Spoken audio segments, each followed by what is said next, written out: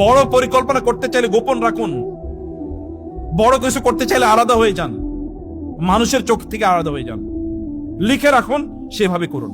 আপনি প্রকাশ যখন করে দেন তখন আর ওই কাজটা হয় না, তখন আর ওটা করতে পারেন, কারণ শয়তান আছে, শত্রুরা আছে এবং মানুষের চোখ আছে। স্বপ্ন দেখুন, স্বপ্নটা নিজের মাঝে রাখুন। বাচ্চাদের কিনে স্বপ্ন দেখুন, নিজের মাঝে রাখুন, বলে বলে বেড়াবেন না। নেয়ামতের কথা এত বেশি বলতে নাই, আল্লাহ শুকর দেখুন। সাবধান, শব্দ উচ্চারণ ইজ ভেরি ইম্পর্টেন্ট। শব্দ উচ্চারণ যাবে না। এই যে মায়েরা অনেক সময় রাগান্বিত হয়ে তোমারে দিয়ে কিচ্ছু হবে না, বাবারে দিয়ে বলছে তুই যে হাল চাষ কর, ও পরে হাল চাষই করবে।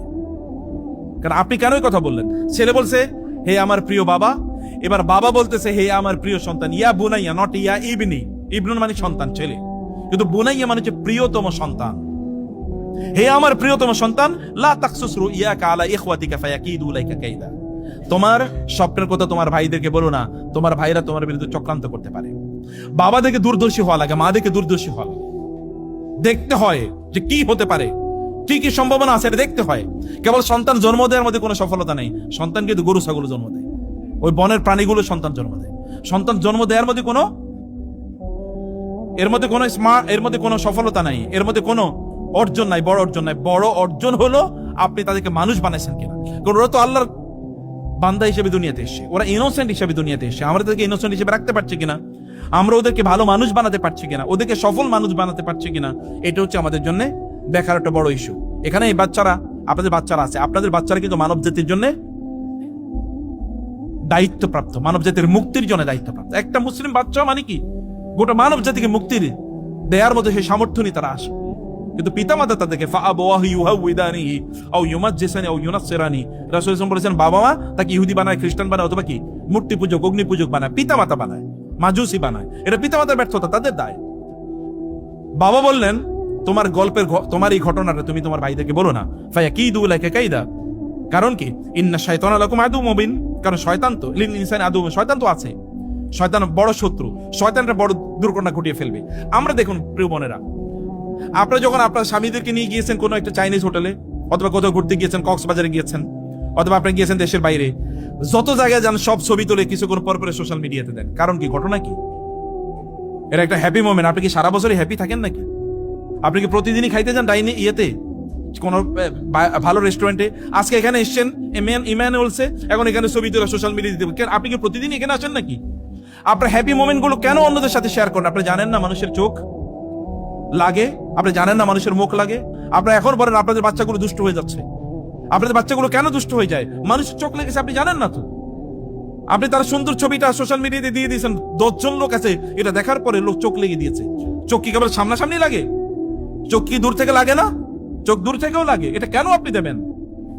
আপনি সুন্দর করে জামা কাপড় পরে এরপরে সোশ্যাল মিডিয়াতে একটা ছবি দিয়ে দেবেন কেন? কারণটা কি? অন্যের চোখ লাগতে পারেন, আপনি অসুস্থ কেন জানেন না? রাসূল সাল্লাল্লাহু আলাইহি ওয়াসাল্লাম বলেছেন মানুষের মুখ মানুষকে একেবারে ওই যে ইয়ে পর্যন্ত নিয়ে যায়, কবর পর্যন্ত নিয়ে যায়। যেমনি ভাবে কোন যদি উট আপনি জবাই করেন, ওই উটের মাংস ডেক্সি পর্যন্ত যায়, পাতিল পর্যন্ত যায়, এরকম নিয়ে যায়। সৈয়াদিসে রাসূল সাল্লাল্লাহু আলাইহি ওয়াসাল্লাম মুখ লাগানোর ব্যবস্থা করবেন না, এগুলো শেয়ার করবেন না। মানুষের সব মোমেন্ট হ্যাপি না, আপনার দুঃখের কষ্টগুলো তো আপনি বলেন না, তাহলে আপনার সুখের মোমেন্ট গুলো আপনি বলবেন না। রাসূল সাল্লাল্লাহু আলাইহি ওয়াসাল্লাম বলেছেন তোমাদের উত্তম, তোমাদের নেয়ামত গুলো গোপন করার মাধ্যমে এগুলোকে প্রোটেকশন প্রদান করো। কারণ নেয়ামত যদি গোপন না করো তাহলে তোমাদের এই নেয়ামত গুলো অন্যরা শেষ করে ফেলবে। সহিহ হাদিস। এবং অনেকে দেখবেন কোন একটা কাজ করব, কাজ করার আগে ঘটা করে চারিদিকে জানিয়ে দেয়। আমার ব্যক্তিগত জীবনে দেখেছি, কোন একটা কাজ করব এটা আগেই যখন ঘটা করে জানিয়ে দেয়, ওই কাজটা আর হয় না, কারণ মানুষের মুখ লেগে যায়। আপনি গোপন করে রাখুন।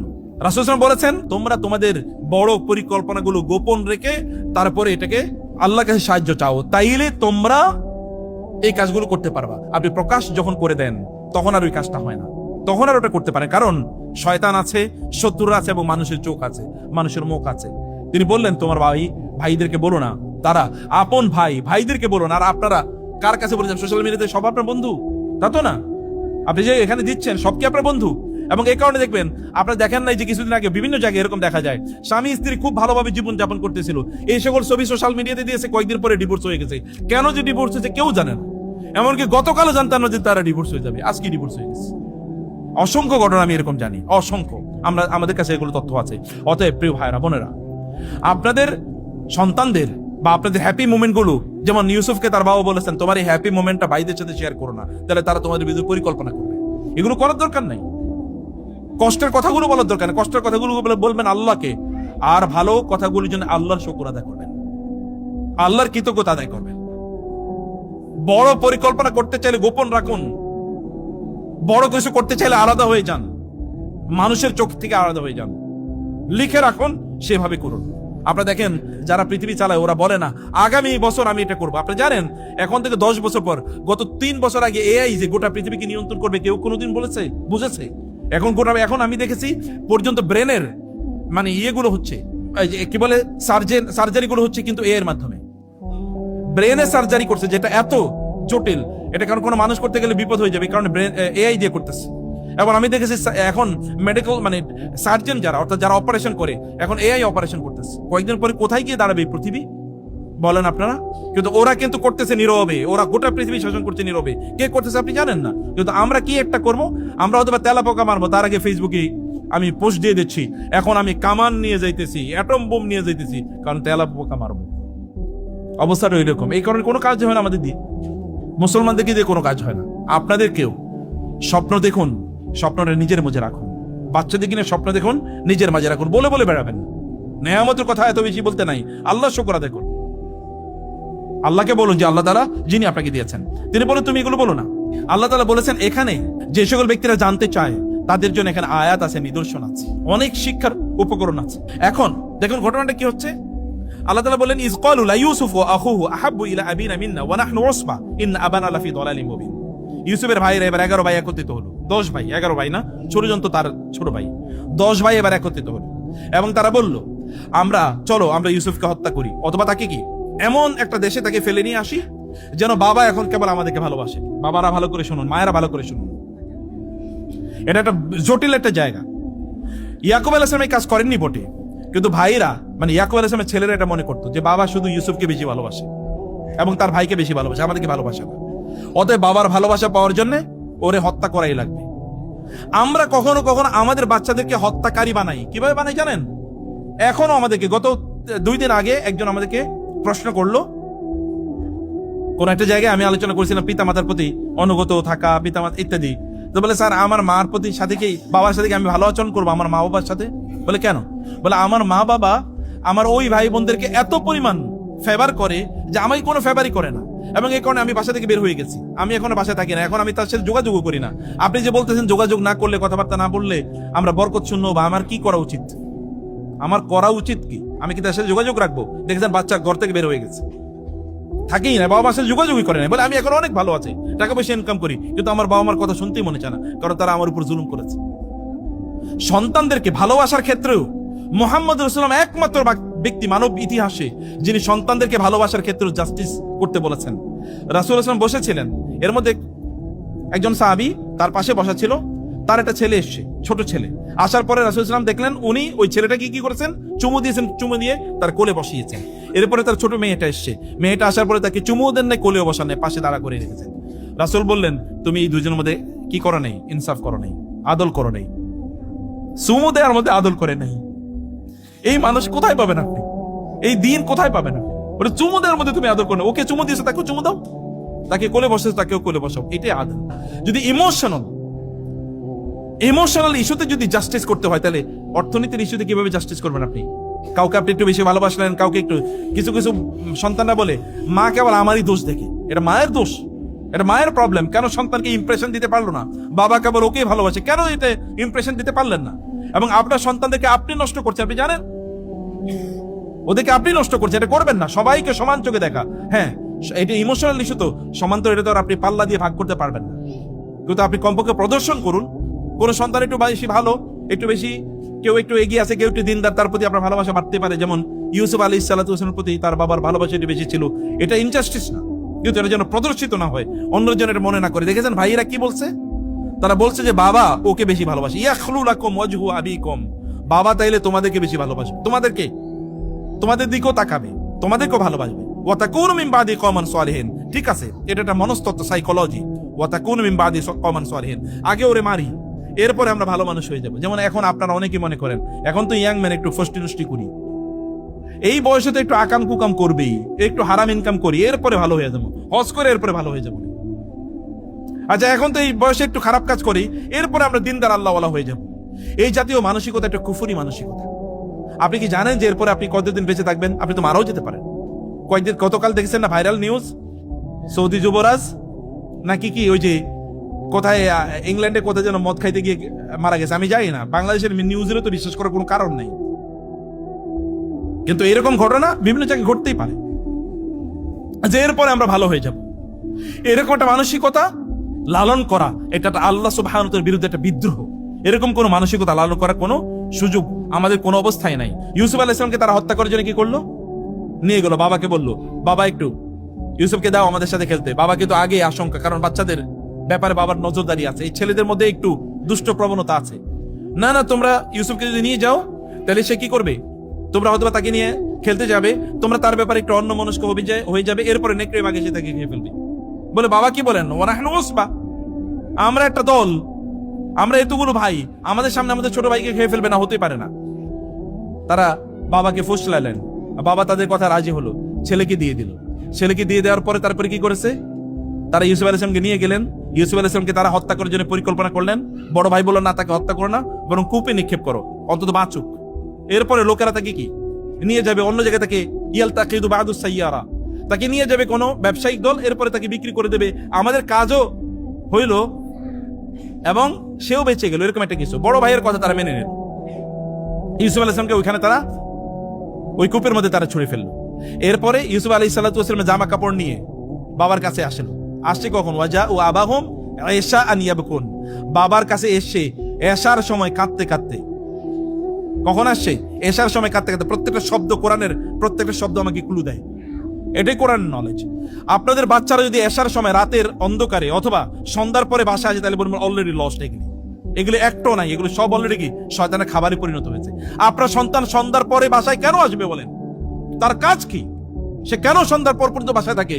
সন্ধ্যার পরে আপনি জানেন, রাসূলুল্লাহ সাল্লাল্লাহু আলাইহি ওয়াসাল্লাম বলেছেন, সন্ধ্যার পরে যখন সন্ধ্যা নামে তখন চারিদিকে শয়তানগুলো ছড়িয়ে পড়ে, এবং আপনি জানেন না দরজাগুলো বন্ধ করে দিতে হবে বিসমিল্লাহ বলে। এই যে বন্ধুকে বলছি, ঘরের দরজাগুলো জানালা দরজা বিসমিল্লাহ বলে বন্ধ করে দেবেন, তাইলে আর শয়তান এরপরে সন্ধ্যার পরে এরপর আবার আধা ঘন্টা পরে খুলে দেন, কোনো সমস্যা নেই, তখন আর শয়তান প্রবেশ করতে পারবে না, কারণ ওই সময় শয়তানগুলো চারদিকে ছড়িয়ে পড়ে।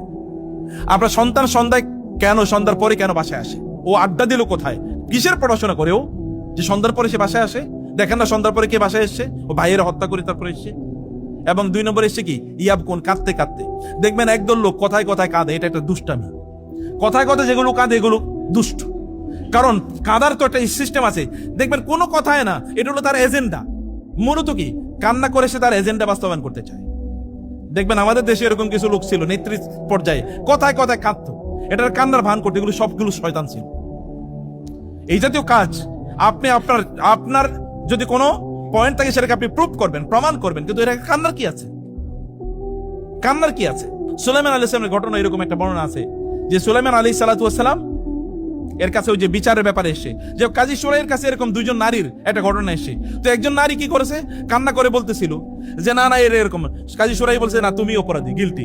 অন্যরা বলে মহিলা কাঁদতেছে, আপনি তার পক্ষে সেনা রায় দেবেন।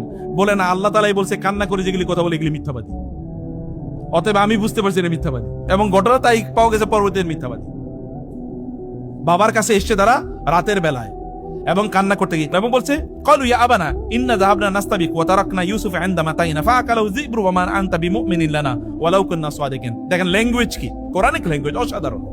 বলে এসে না, বাবা আমরা তো একটু খেলতে গিয়েছিলাম, দৌড় প্রতিযোগিতা অংশগ্রহণ করেছিলাম, ইউসুফকে আমাদের জামা কাপড়গুলোর কাছে রেখে গিয়েছি, এসে দেখি তাকে তো নেকড়ে বাঘ খেয়ে ফেলছে। ওই যে বাবা আগে কি বলছে, নেকড়ে বাঘ তোমাকে খেয়ে ফেলবে, সাবধান। শব্দ উচ্চারণ ইজ ভেরি ইম্পর্টেন্ট। দেখেছেন নবী ছেলের ব্যাপারে যা বলছে তাই করছে। শব্দ উচ্চারণ, যেমন এই যে মায়েরা অনেক সময় রাগান্বিত হয়ে তোমারে দিয়ে কিচ্ছু হবে না, বাবারে দিয়ে বলছে তুই যে হাল চাষ কর, ও পরে হাল চাষই করবে। কারণ আপনি কেন কথা বললেন? আপনি বলতে পারেন না। ওই যে দেখেন আপনারা সৌদি আরবে বাইতুল্লাহর একজন ইমামের নাম ছিল কি যেন, তার নামটা ভুলে গেছে, আফ্রিকান। তো তার মা তার উপর রাগ করে, তারপরে তারে বলতো, খুব দুষ্টামি যখন করতো, রাগ করে বলতো তোরে আল্লাহ তাআলা কাবা শরীফের ইমাম বানাক। এবং নিউ ইয়র্ক টাইমসে তার এরকম ইন্টারভিউ এসছে, নিউ ইয়র্ক টাইমসে, আমি সেখান থেকে তার ইন্টারভিউ পড়েছি। পরবর্তীতে কি হচ্ছে, তাকে সত্যিকার অর্থেই তিনি বাইতুল্লাহর ইমাম হয়েছেন। ওই মাঝে রাগ করে বলতে আল্লাহ তোরে কাবা শরীফের ইমাম বানাক। কারণ আপনি যদি আপনার বাচ্চারে এরকম একটা তুলনা দেন, তাহলে তাই হবে। ইউসুফের বাবা ভুল ক্রমে শুধু এতটুকু বলছে, যে তাকে নেকড়ে বা খেয়ে ফেলবে, ওই ছেলেরা ওইটাই ক্লু নিছে, এগুলো বলতে নাই। কখনো কখনো আপনি রাগ করে বলেন, কখনো কখনো তুই গোল্লায় যা, ও গোল্লাই যাবে, কারণ ওই সময় হয়তো ফেরেশতারা বলছে আমিন, আল্লাহ বলছেন ঠিক আছে কবুল করে নিলাম, শেষ। কিন্তু এই জন্য রাসূল বলেছেন যে তোমরা তোমাদের সন্তানদের, তোমাদের নিজেদের এবং তোমাদের প্রপার্টির উপর তোমরা লানত দিও না, কারণ ওটা হতে পারে আল্লাহ উঠিয়ে কবুল করে নেবেন। আমি বহু মাকে জানি তার সন্তানের ব্যাপারে কেবল একটা কথা বলেছে, ওর আমি তোর চেহারা দেখতে চাই না, এবং আল্লাহর কসম আমি জানি, আমি নিশ্চিত করে জানি ওর লাশটাই ওর মার কাছে গেছে পরে, ওই দিনই লাশটাই গেছে, আর ও মা তার চেহারাটা দেখে নেই। আমি তোর লাশটাই শুধু দেখতে চাই, আমি তোর চেহারা দেখতে চাই না, আর দেখে নাই চেহারা। বাবার এরকম করবেন না, সাবধান শব্দ চয়ন, কারণ আপনি এমন একটা পজিশনে আছেন, আপনি যখন বলছেন তখন ফেরেশতারা, আপনি জানেন না কোন অবস্থায় আছেন, আপনি ফেরেশতারা কবুল করে নিতে পারে। ওই যে বাবা বলছে, ছেলেরা এসে ওই কথা বলছে, ফাকারা হুযাইব হতে পারে। ইব্রাহিম যদি ইয়াকুব আলাইহিস সালামের কথা না বলতেন তাহলে এটা হতো। এবং এই ঘটনাটা আরো পরে আছে। আপনারা জানেন ইউসুফ আলাইহিস সালাতু ওয়াস সালামকে ওই যে নারীরা যখন তাকে প্রলোভন দিচ্ছিল, তখন ইউসুফ আলাইহিস সালাম বলছেন রব্বিস সিজনু আহাব্বু ইলাইয়া মিম্মা ইয়াদউনানি ইলাই, আল্লাহ আমি এদের এই প্রলোভন থেকে বাঁচার জন্য প্রয়োজন আমার কারাগারে পাঠাও। আল্লাহ তাআলা ওরে কারাগারেই পাঠাইছেন। যদি তিনি বলতেন যে আল্লাহ কারাগার দরকার নেই, আল্লাহ আমাকে এদের প্রলোভন থেকে আপনি আমাকে বাঁচান, তাহলে আল্লাহ সুবহানাহু ওয়া তাআলা কারাগারে পাঠাতেন না। যেহেতু বলছেন কারাগারে পাঠান, এই কারণে আল্লাহ তাআলা কারাগারেই পাঠাইছেন। শব্দ is very important, word is very important. আপনি কোন ওয়ার্ড উচ্চারণ করছেন? এত পাওয়ারফুল শব্দ, এত পাওয়ারফুল শব্দের মাধ্যমে সব ঘটে যায়, বুঝতে পেরেছেন? যাই হোক, ইউসুফ আলাইহিস সালাতু ওয়াস সালামের ভাইয়েরা এসে বলল এই অবস্থা, কিন্তু তারা নিয়ে এসেছিল কি বলেন তো, ওয়াজাউ বিদামিন কাযিবিন, আল্লাহ বলছেন ওরা মিথ্যা রক্ত নিয়ে এসেছে। ইউসুফ আলাইহিস সালামের জামা কিন্তু 3 সময়ে তার জন্য মুজিজা হিসেবে কাজ করছে।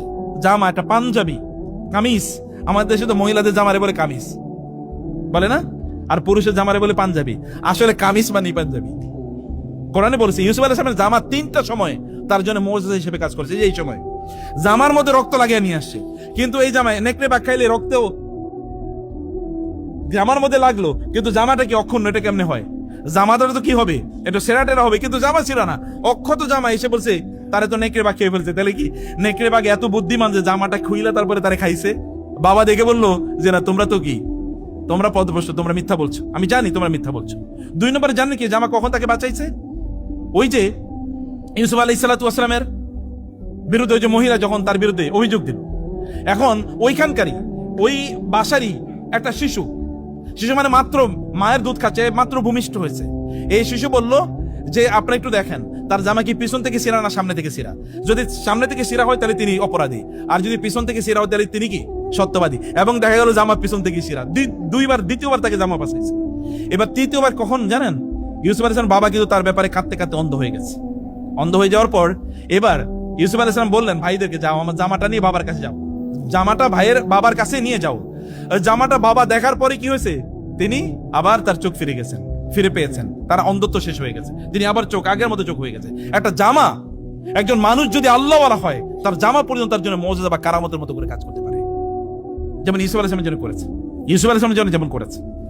অর্থাৎ আমরা আমাদের সন্তানদের কিন্তু আমরা আল্লাহওয়ালা বানাই, তাহলে কি হয় দেখেন। ইউসুফ আলাইহিস সালাতু ওয়াস সালাম তার বাবা তাকে কি শিক্ষা দিল ছোটবেলা। এখানে কিন্তু কূপে ভাইয়েরা তাকে নিক্ষেপ করেছে, কূপ থেকে একদল ব্যবসায়ী তাকে এখান থেকে তুলে নিয়ে গেছে, তুলে নিয়ে তারপরে তাকে মিশরের বাজারে বিক্রি করে দিয়েছে। তখন কিন্তু কৃতদাস বিক্রি হতো গরু ছাগলের মতো বাজারে। এবং ওই মিশরের তৎকালীন গভর্নর আজিজ মিশর মানে মিশরের গভর্নর। মিশর তো এটা, মিশর মানে মিশরের সাম্রাজ্য মানে কিন্তু শুধুমাত্র এতটুকু না, বিশাল একটা সাম্রাজ্য, আর অনেক দেশের সাথে আছে। এই মিশরের এই এতটুকু জায়গায় যিনি গভর্নর ছিলেন, তিনি এই ছেলেটাকে তুলে বাজারে থেকে কিনে নিয়ে গেলেন এবং তার স্ত্রীকে বললেন তোমার জন্য নিয়ে এসেছি এরকম একটা ছেলে, দেখতে খুবই সুন্দর। তিনি যখন বড় হলেন, একটা ইয়াং ছেলে যখন, মানে এমনি তো ইউসুফ তিনি বাবার কি, তিনি তার বাবা হচ্ছে নবী, আবার আরব, অতএব আবার ইয়াং ম্যান। এবং এছাড়া রাসূল সাল্লাল্লাহু আলাইহি ওয়াসাল্লাম বলেছেন তাকে সৃষ্টির অর্ধেক সৌন্দর্য আল্লাহ তাআলা দিয়েছেন, মানে কি পরিমাণ সুন্দর। এবং যখন তিনি ইয়াং টকবকি যুবক, তখন তো তার প্রতি একটু আকর্ষণ লাগবেই, ওই মহিলা তার প্রতি আকর্ষিত হয়ে পড়েছে এবং তাকে খারাপ কাজে উদ্বুদ্ধ করেছে। কেউ দেখেন ইউসুফ আলাইহিস সালাতু ওয়াস সালাম বাবার কাছ থেকে কি শিক্ষা পেলেন। তিনি কিন্তু ওইখানে, বাবা এখনো নাই, ছোটবেলায় তিনি হারিয়ে গেছেন। কি শিক্ষা তিনি পেলেন? ঘরের অন্ধকারে, চারিদিকে দরজা বন্ধ, কেউ নাই, তিনি এবং ওই নারী, তারপরে তিনি ওইখান থেকে পালাচ্ছেন দরজা খোলার জন্য। দরজা কিন্তু বন্ধ, কিন্তু তারপর তিনি সেখান থেকে পালাচ্ছেন। এই দরজা খুললো কি? কোরআনে কোথাও নাই দরজা কে খুললো, দরজা কে খুলে দিয়েছে? ফেরেশতারা তার জন্য আল্লাহ তাআলা ব্যবস্থা করে দিয়েছেন। তিনি দৌড়াচ্ছেন, টাস টাস করে দরজা খুলে যাচ্ছে। রাজপ্রাসাদের দরজা, অনেক দরজা, এবং অন্দর মহলে তিনি তাকে নিয়ে গেছেন, সেখান থেকে তিনি বের হয়ে যাচ্ছেন। বাঁচার জন্য এভাবে দৌড়াতে হয়। আপনি ফেসবুকে একটা ছবি দেখার পরে দৌড়ান কিনা বলেন? আমরা যখন ওইখানে সিনেমার পোস্টার দেখি আমাদের দেয়ালগুলোতে, তখন আমরা আরেকবার তাকাই কিনা? আরেকবার তাকাই। অথচ ইউসুফ আলাইহিস সালাম দৌড়াইছেন, কিন্তু আমরা দৌড়াই নাই। আমাদের চরিত্র কিভাবে রক্ষা হবে, বা আমরা কিভাবে এরকম আল্লাহওয়ালা হবো? ইউসুফ আলাইহিস সালাম ওইখান থেকে দৌড়ে, তিনি ওইখান থেকে বের হওয়ার জন্য তিনি দৌড়ে এসছেন। আমরা যখন ইউটিউবে, রাতের অন্ধকারে ইউটিউবে দেখি, নীল সিনেমা দেখি, ও দেখেন আমরা টেলিভিশনে দেখি কি ইউসুফ আলাইহিস সালাম কি করেছেন। তিনি শিক্ষা পেয়েছেন বাবার কাছ থেকে। আমাদের সন্তানদেরকে এমন শিক্ষা দেওয়া দরকার যে কেউ নাই, আমরা নাই, কিন্তু তারপরও তারা জানেন তাদের আল্লাহ আছেন, রব আছে। এখানে এই নারীর প্রলোভনে তিনি সাড়া দেন নাই, নারীর প্রলোভনে তিনি সাড়া দেন নাই।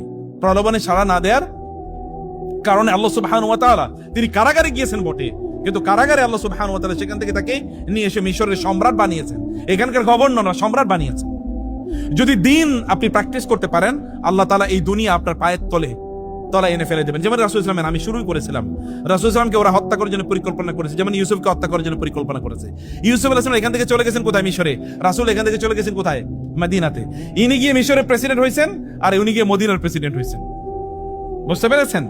দুইজনই আল্লাহর জন্য কাজ করেছে, দুইজনই দিনের জন্য, দুইজনই তাদের ইন্টিগ্রিটি রক্ষা করেছে, দুইজনই তারা সৎ ছিল, দুইজনই তারা মানুষের জন্য কাজ করেছে। এবং পুরো গল্পটির মধ্যে 3টা স্বপ্ন আছে না? ইউসুফ আলাইহিস সালাম প্রথম স্বপ্ন দেখছেন, তারপরে স্বপ্ন দেখছে কি? ওই যে কারাগারে কারা বন্দী, তারা দুইজন স্বপ্ন দেখেছে। আর সর্বশেষ স্বপ্ন কার ছিল? মিশরের সম্রাটের। স্বপ্ন ইজ ভেরি ইম্পর্টেন্ট। আপনারা স্বপ্ন দেখুন প্লিজ, নিজেদেরকে নিয়ে এবং সন্তানদেরকে নিয়ে। বুঝতে পারছেন? আল্লাহ সুবহানাহু ওয়া তাআলা আমাদেরকে সত্যিকার অর্থেই আমরা যেন ইউসুফ আলাইহিস সালাতু ওয়াস সালামের মতো হতে পারি, এবং আমরা যেন আমাদের সন্তানদেরকে ইউসুফের মতো তৈরি করতে পারি আলাইহিস সালাম। আল্লাহ তাআলা সেই তৌফিক আমাদেরকে দান করুন। আল্লাহুম্মা আমিন।